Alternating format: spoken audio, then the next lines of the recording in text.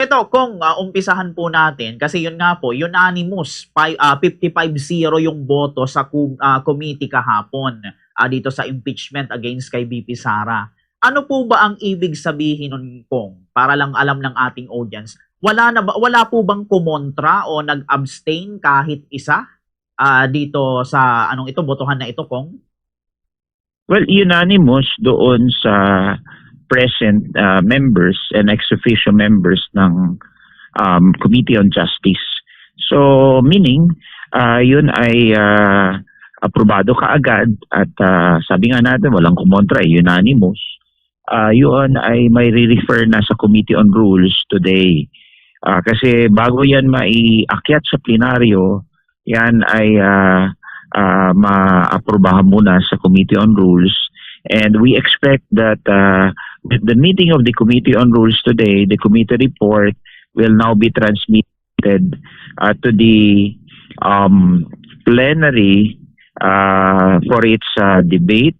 Those who want to stand up and question and interpellate the chair of the Committee on Justice patungkol dun sa articles of impeachment, yan ay pwedeng mangyari ngayon or bukas. So, ano ba kung yung basis natin or basihan sa pagboto po nung yes para umusad sa plenary yung impeachment ni BP Sara? Ano ba, substance po ba kung nung complaint o procedure lang po kung? Well, siyempre, bilang isang mambabatas at parte ng 20th Congress, everyone should learn the substance and grounds in which the impeachment complaint was relied upon.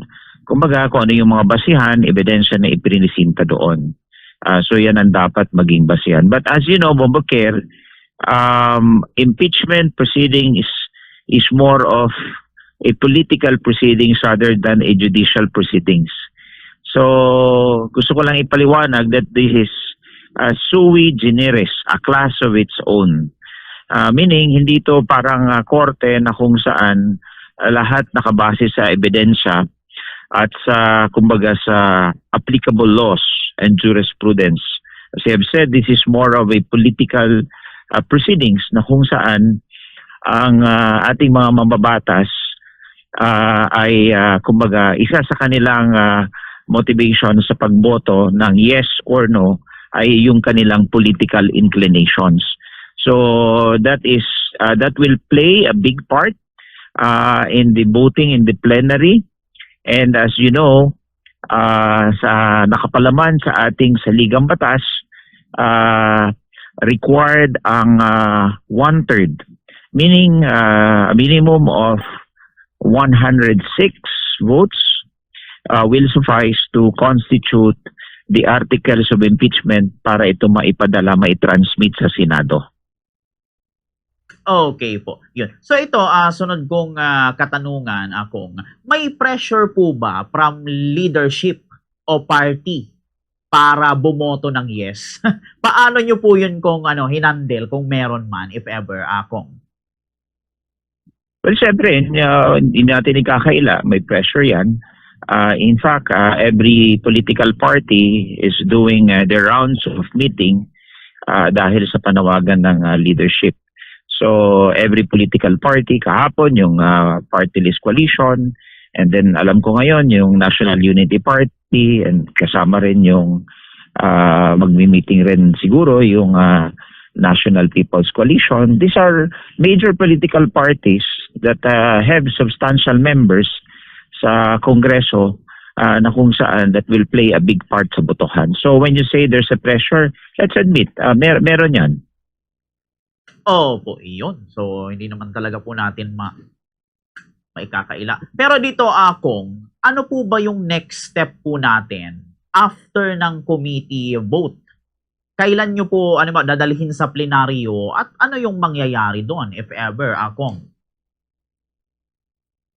Siyempre, yung leadership ng House of Representatives would like to ensure, gusto nila siguraduhin that they have enough votes to, constitute the articles of impeachment, meaning at minimum of 1/3 at para ito'y may transmit sa Senado.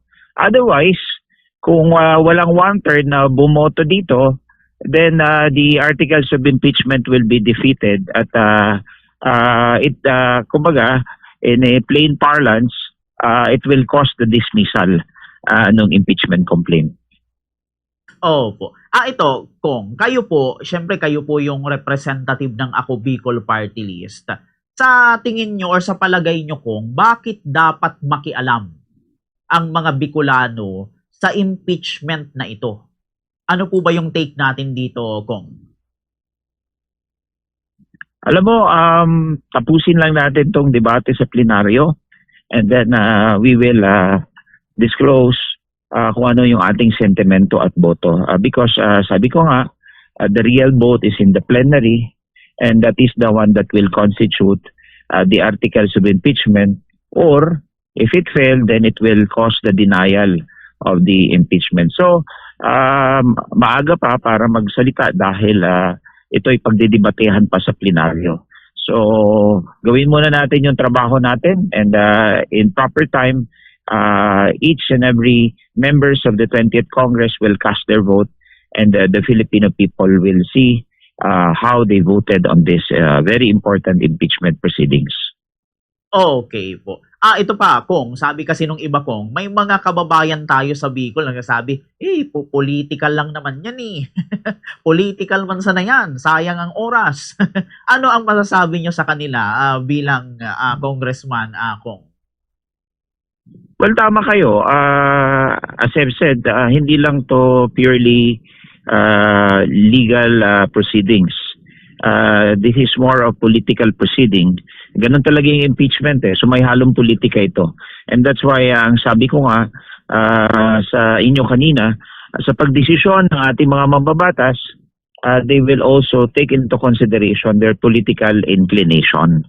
So yan ang katotohanan dyan. Aside from the fact that we have to rely and consider substantially yung sustansya ng impeachment complaint. So magkakasama yan, Bobo Kier.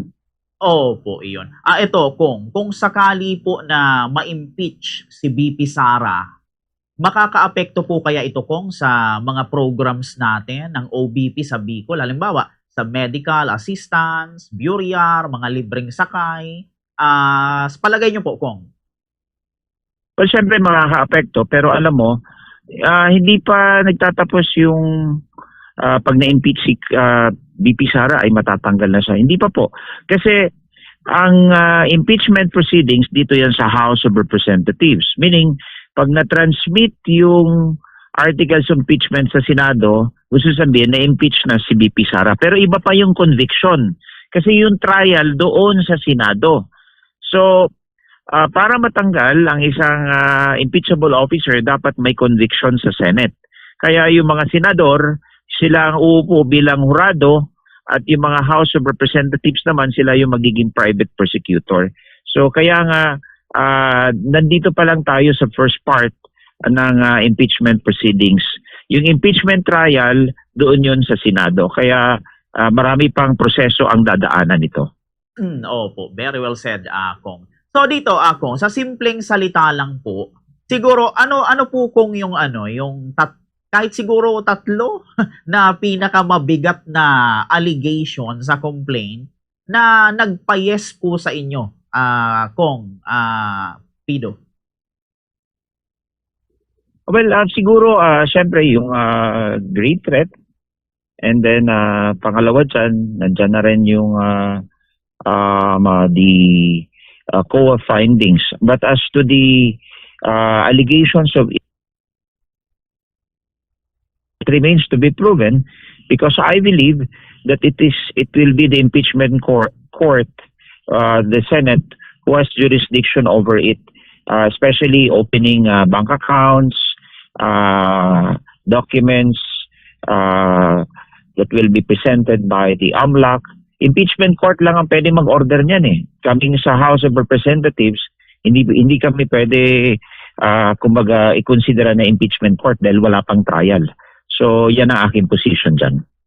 Okay po. And ito pa, Kong, kasi isa rin po sa mga issue kay BP Sara, yung confidential funds. Kasi na-issue rin po yan sa kanila eh. Bilang kongresista, Kong Pido, paano po ba dapat ginagastos at nire-report yung confidential funds, Kong? Well, there are guidelines that is implemented and imposed by the Commission on Audit. So, nandun naman yan lahat.